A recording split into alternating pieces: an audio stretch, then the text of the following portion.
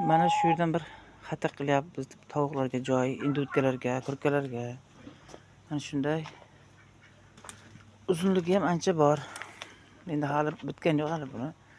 Mana yerda har bir xonalariga bittadan joy qilinadi. Ichiga xashak to'shaladi, usti yopiladi buni. Keyin bu ustiga boyagi 90% va 100% quyosh o'tmaydigan narsadan yopiladi yoz uchun.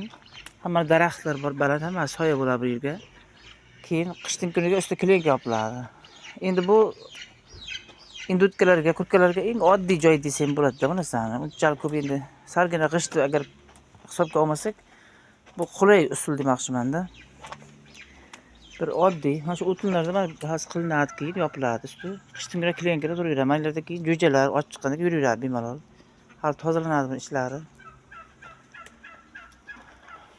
22 tam, 25 tam shuncha bor. Har bittasiga o'zlariga joy qiladi bular. O'rganadi shu yerga yotadi keyin.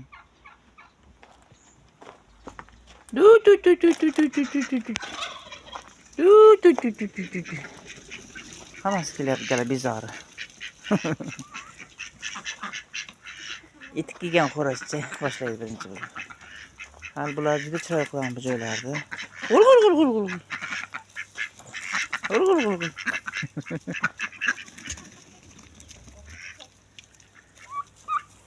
Xo'rozboyga joy qilyapmiz, Xo'rozboyga. Baq.